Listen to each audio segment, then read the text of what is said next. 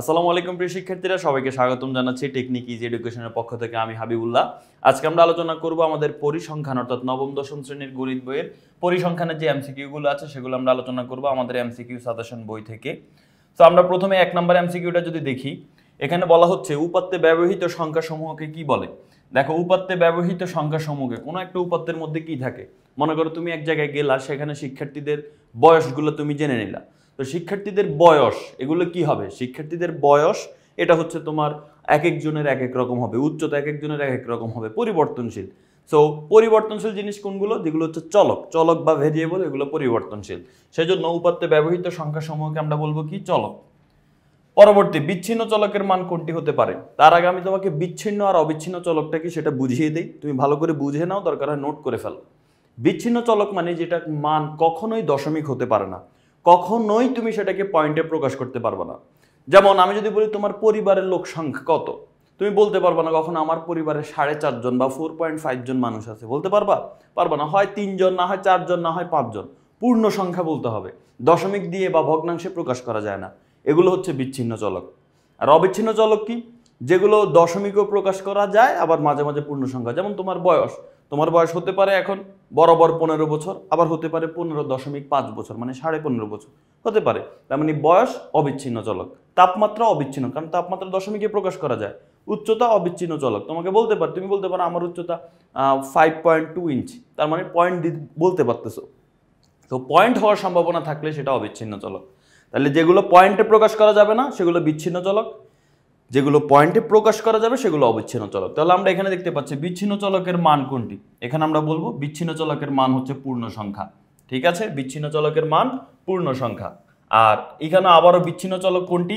বিচ্ছিন্ন চলক হতে পারে বইয়ের সংখ্যা। কোথাও বই আছে, তুমি এখানে বলতে পারবো না 3.5টা বই আছে, পূর্ণ সংখ্যায় বলতে হবে 4টা, 5টা, 10টা, 20টা পূর্ণ সংখ্যা।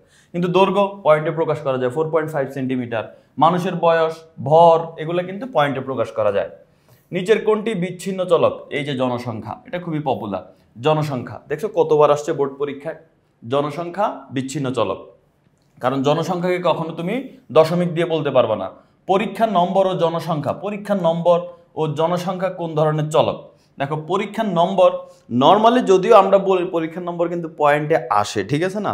তোমার পরীক্ষার নাম্বার তুমি বলতে পারো যে 75.5, ঠিক আছে, বা 89.5। বাট এখানে বোঝানো হচ্ছে, যেহেতু পাশের জনসংখ্যা আছে, তোমার বোঝা উচিত যে এখানে বোঝানো হচ্ছে যে পরীক্ষার নাম্বার দশমিকে হবে না, ওই যে পূর্ণ সংখ্যার একটা নাম্বার বোঝাচ্ছে। কারণ নর্মালি দশমিকে আসলেই সেটাকে রাউন্ড করে পরের নাম্বার দিয়ে দেওয়া হয় আর কি। যাই হোক, এগুলা কোন চলক? পরীক্ষার নাম্বার ও জনসংখ্যা বিচ্ছিন্ন চলক। ওকে, আসো পরবর্তী। নিচের কোনটি অবিচ্ছিন্ন চলক? অবিচ্ছিন্ন চলক নিচের কোনটি? নিচের কোনটি অবিচ্ছিন্ন চলক মানে যেটা দশমিক হতে পারবে? জনসংখ্যা দশমিক হতে পারবে না, শিক্ষার্থী সংখ্যা দশমিক হতে পারবে না, জন্ম সাল, সাল কিন্তু দশমিক হতে পারবে না। বয়স, ইয়েস, বয়স দশমিক হতে পারবে, তার মানে বয়স অবিচ্ছিন্ন চলক। নিচের কোনটি অবিচ্ছিন্ন চলক? কোনটা দশমিক হতে পারবে বলো তো? এখানে দশমিক হতে পারবে শ্রেণীর মধ্যমান। শ্রেণীর মধ্যমান, ওই যে আমরা যখন গড় নির্ণয় করতে গিয়ে শ্রেণীর মধ্যমান নির্ণয় করি তখন কিন্তু পয়েন্ট আসে, তাই না? যেমন তোমাকে যদি বলি আমি 60 থেকে 65-র মধ্যে আমাদের হচ্ছে, বা 61 থেকে 65-র মধ্যে পার্থক্য কত, মধ্যমান কত 61 থেকে 65 শ্রেণী, তখন বলবো 62.5। কিন্তু বাকিগুলো হয় না, গণসংখ্যা না, গণসংখ্যা সবসময় পূর্ণ সংখ্যা হয়। শ্রেণী সংখ্যা এটাও পূর্ণ সংখ্যা হয়, দশমিক হইলেও আমরা পরবর্তী সংখ্যাটা ধরে নেই। ক্রমযোজিত গণসংখ্যা এগুলো পূর্ণ সংখ্যা হবে সবসময়। রেমিটেন্স কোন ধরনের চলক? রেমিটেন্স কোন ধরনের চলক? দেখো, রেমিটেন্স হচ্ছে টাকা পয়সার হিসাব। টাকা পয়সা কিন্তু দশমিকে হতে পারে, ঠিক আছে, টাকা পয়সা কিন্তু দশমিকে হতে পারে, পয়েন্ট আসতে পারে। তার মানে সেই ক্ষেত্রে রেমিটেন্স কি? রেমিটেন্স হচ্ছে অবিচ্ছিন্ন চলক। তুমি বলতেই পারো আমার কাছে যেহেতু 50 পয়সা, পয়সাতে যেহেতু প্রকাশ করা যায়, তার মানে কিন্তু আমাদের এখানে এটাকে অবিচ্ছিন্ন চলক বলতে হবে। তার মানে রেমিটেন্স কোন ধরনের চলক? অবিচ্ছিন্ন চলক। তো আমাদের থিওরিটিক্যাল জিনিসগুলো শেষ। টাইপ 1 নিয়ে আজকে আলোচনা ছিল। পরবর্তী আরেকটা ভিডিওতে টাইপ 2 নিয়ে আলোচনা করবো, যেটা আমাদের বইতেই আছে। এই টাইপ 2 এর বইয়ের সাথে কিউআর কোড থাকবে, এই কিউআর কোডটা জাস্ট স্ক্যান করলেই তুমি পরবর্তী ভিডিওটা দেখতে পারবে। তো যারা বই সংগ্রহ করো নাই, দ্রুত বই সংগ্রহ করে ফেলো। আল্লাহ হাফেজ, আসসালামু আলাইকুম।